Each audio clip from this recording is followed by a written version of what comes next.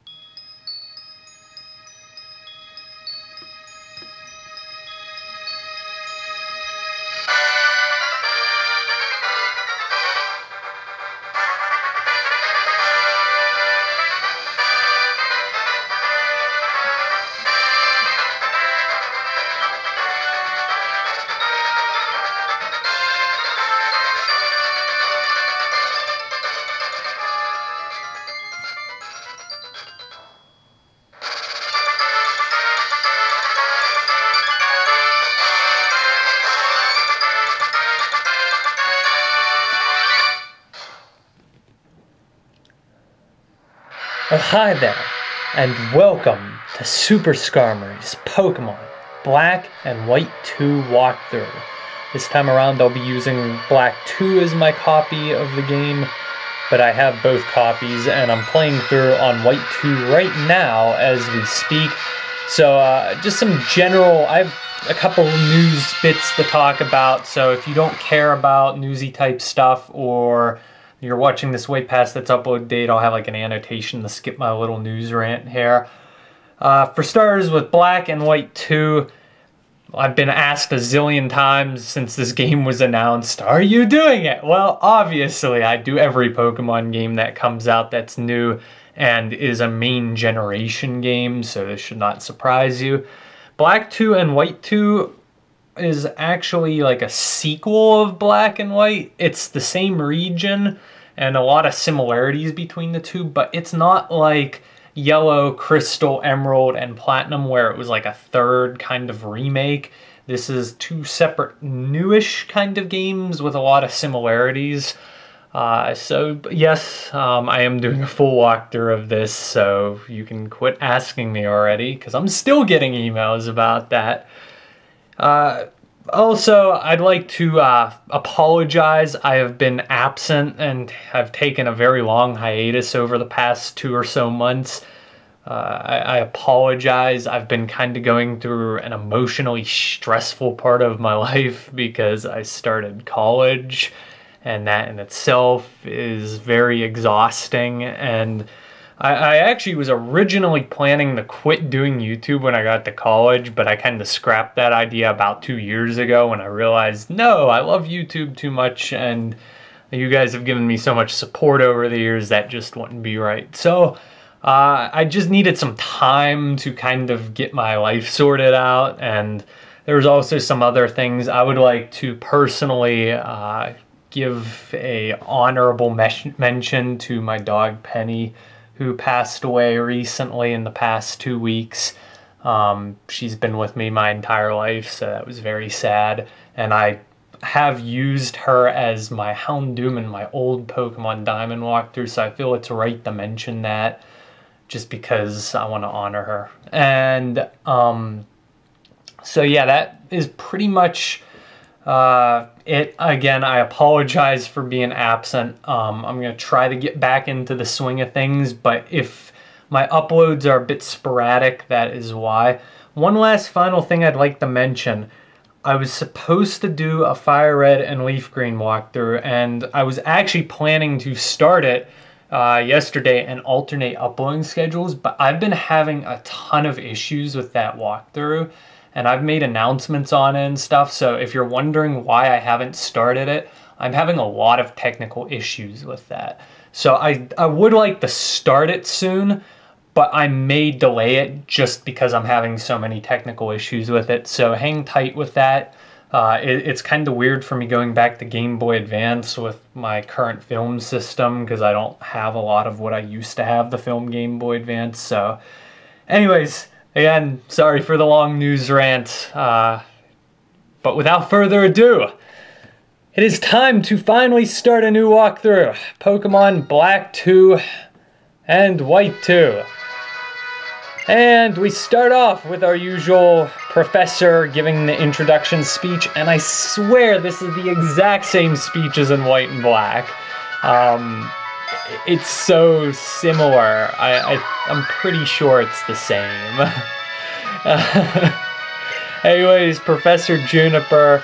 Yeah, Pokemon. I'm kind of going into this walkthrough with the assumption that you've played Black and White. I've also not finished this game, as I've mentioned. I'm still playing through this on a different copy of the game, so I've tried to actually avoid spoiling myself on this game, and I generally haven't done a lot of research on it. I do my research like after I practice it, and I've practiced this game so far, and then I go back and film. So if I say something that is like spoilers, something else happens. That's probably why, because normally the issue I have when I film walkthroughs is I spoil the game for myself, and I never really get to enjoy it. So I'm trying to avoid that this time around, because I haven't really enjoyed a Pokemon game since like Diamond, maybe? It's been a long time. Are you a boy or a girl? Is there a third option? The trainers in this game look so weird. Oh, what is with that hairstyle? It's so...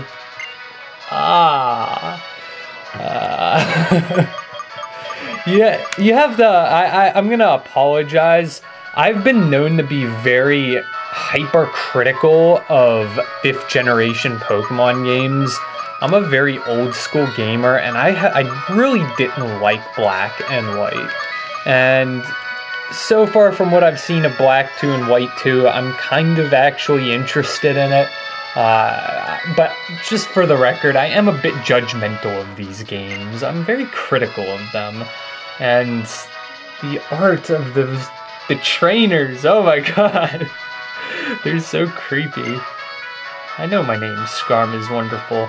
This time around, Cheren and Bianca are not your rivals. You get a new rival. His official name is Hugh in the English language. I'm going to be renaming him because, yay, we finally get to rename our rivals. And though he is not with me for this walkthrough because he has a crappy internet connection and also is in college, I'll be naming the rival after my friend Majora's Fan, whom you also know as Nick. Nick, did I get that right? Yeah, it's a pretty simple name. Very simple name. Anyways, the moment you choose the Pokemon that will accompany you on your journey, your story will truly begin. Even though we've already done this through several generations and walkthroughs. This speech is always the same. Anyways, off to the world of Pokemon.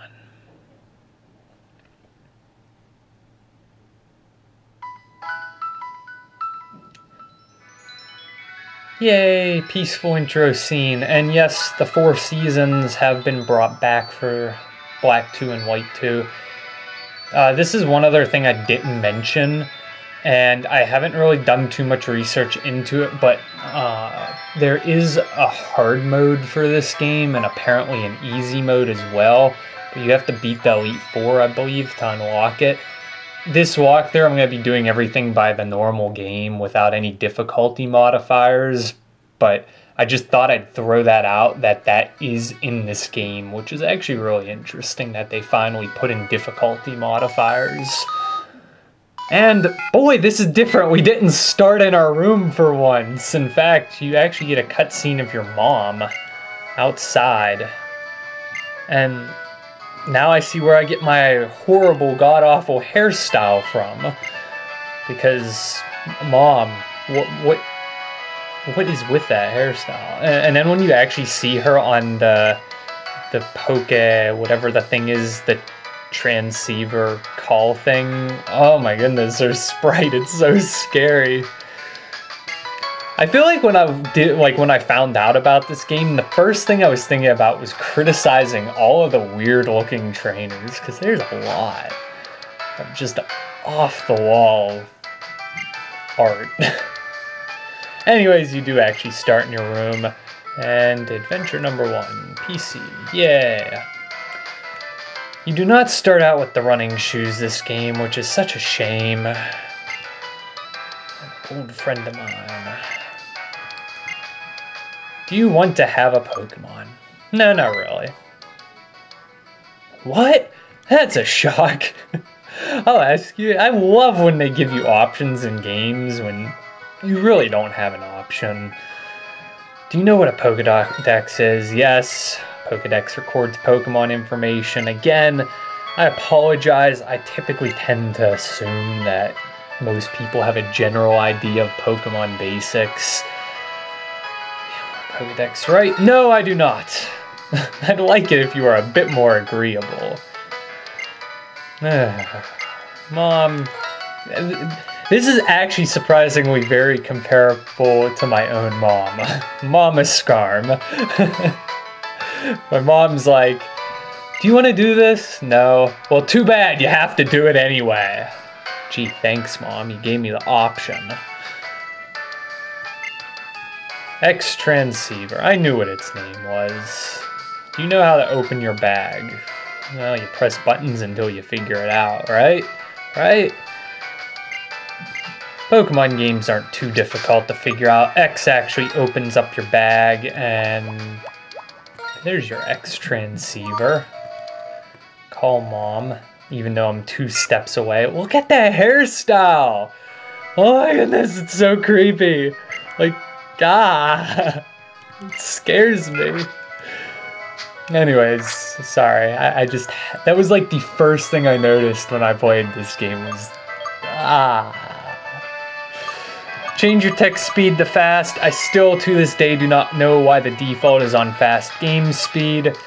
And that is all for your home. Guess what? Welcome to your hometown. It's not just 2 houses and a Pokemon lab. This is actually a legit city you live in. Like, it's got homes and houses, and this actually shocked me quite a bit because, again, I didn't spoil myself. So when I played this literally today, because I am filming this the day this came out, my mind was blown. I'm like, wow, I knew the map was different. There's a lot of new locations in the game, but I didn't think they would start you off in a town that's like a legit city. And as per usual, this is another thing just about the walkthrough in general. I apologize for pronouncing things incorrectly. I don't watch the Pokemon anime, so I don't know official pronunciations. And I generally, as a rule of thumb, just say things as I see fit, and I really don't care. So don't bother correcting me, because I probably will butcher several things, such as the name of this city. Aspertia. I have no idea how to pronounce this city's name. It's like the most ridiculous name ever. Anyways, you're gonna run into your rival. He's gonna talk about Bianca. Bianca and Sharon are both in this game, but they have a different purpose this time around.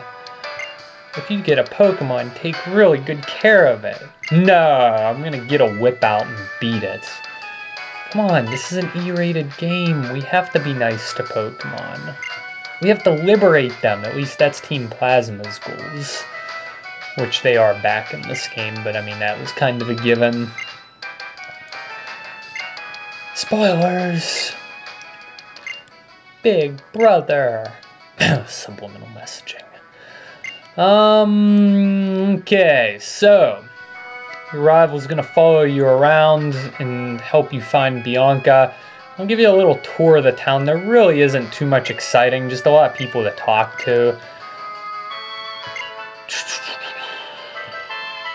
So, this is actually a pretty nice hometown. Like I said, it's shocking that it's actually not, it's mind-blowing. I feel like I wanted to say something, but I forgot. Darn it. Ugh. I'm so out of practice. I haven't filmed a video in ages, so I apologize if I stumble and stuff. I'm out of practice. It's been ages since I've had to sit behind the camera and just talk for a half hour straight. It's something I've actually noticed over the years that my public speaking skills have increased like 20-fold just because of my doing YouTube, because I'm so used to just sitting and talking on end. So as long as I have substance to look at, I can talk and elaborate. The trainer school on the left actually is a gym in this area. We'll get to that in a bit. And then the Poké Center, yes, that's right. There is a Poké Center in your hometown. I know that's mind-blowing, but bear with me. Your rival will prevent you from going there. If you try to go to the north, that leads to Route 19.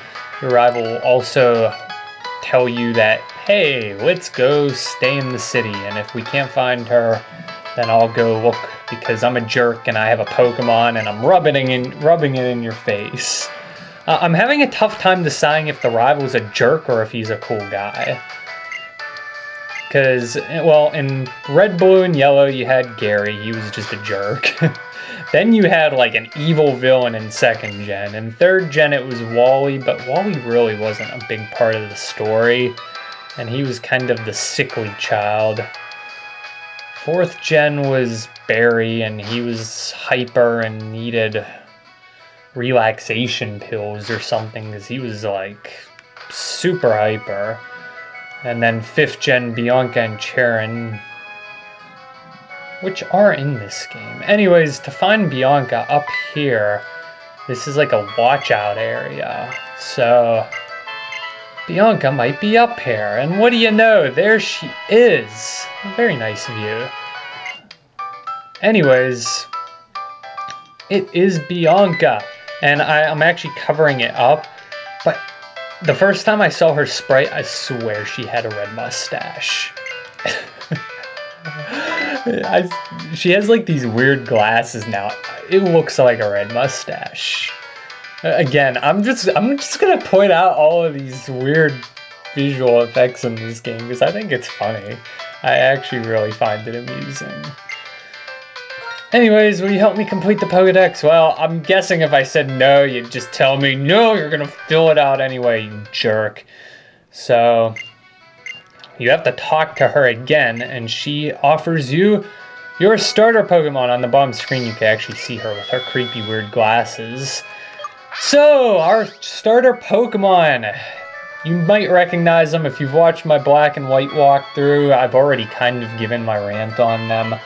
But this is a slightly different game. This doesn't really change the Pokemon and their usefulness. In the original Black and White, Snivy was kind of the harder one to use. I actually used him in my Black-White walkthrough. I think he's a pretty solid Pokemon, but he does have a weak moveset until later levels. Because of the way the gym leaders fall in this game, from what I've heard, he is really difficult to use. He's probably... Normally it's the grass type that's the easiest to use. This time around, Snivy's more if you're looking for a challenge, in my opinion. He's also really cool looking. That's at least for the 5th Gen starters. Again, I apologize. I'm very critical of 5th generation Pokemon. I was so happy that the Black and White 2 actually have Pokemon from other generations. That makes me really happy. Including Skarmory, which, yes, I'll be using that this time around, as per usual. Tepig's your fire starter, and Tepig was generally regarded as pretty equal in difficulty to Oshawott. This time around, again, because of the way the gyms fall, might be a little bit more challenging. He becomes a fire fighting type as per the last 2 generations before 5th Gen. So I don't like Tepig. I'm currently using him for the first time ever in my alternate file because I figure I have to give him a chance, but I just don't like him, so I don't know. I think his design's really boring. I don't care for fire pigs. Anyways, since I used Snivy, this time around I'm going to be going with Oshawott, the water type Pokemon. And Oshawott is probably the easiest Pokemon to use. He has good gyms, he has good movesets. I like Oshawott, he's my favorite of the 5th gen starters. And I actually don't really hate him, which that's saying something because I generally dislike all 5th gen Pokemon. But Oshawott's a pretty solid choice if you're looking for an easier game, or if you like a cute little otter with a shell on its chest. By all means, I'm going to be picking up Oshawott this time around. Skarm chose Oshawott. You and your Oshawott are a perfect match. Oh goody, I got a female. That's actually what I wanted, because since Nick is my rival, I kind of made a promise to Kiyoshiro that I would name my starter after her. She was my Umbreon in Heart Gold Soul Silver, and I don't think I nicknamed her after anything in Black and White. This time around, she will be Oshawott the Great. And you'll also obtain your Pokedex from Bianca. I know, shocking, you're getting your Pokedex from Bianca, not Professor Juniper. When you played Black and White, did you ever imagine that Bianca would be the person giving you a Pokedex in a future Pokemon game? Anyways, your rival will come up and he'll be like, hey, what's that? Whoa, you have a Pokemon. What are you holding? You jerk, you got a Pokedex? How dare you? Yeah, I'm still trying to decide if he's, like, I just don't understand the rival yet. He seems like he's kind of got a jerk side to him, but at the same time he seems very polite.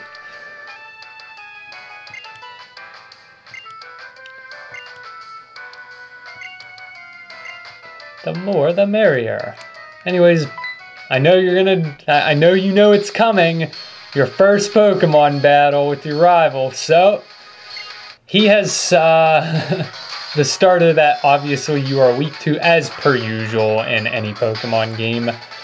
So, here we go. Your first important Pokemon battle. He starts off with the Pokemon that your starter is weak to in terms of the typing trio. If you start with Snivy, he'll have a Tepig level 5 fire type with the Blaze ability.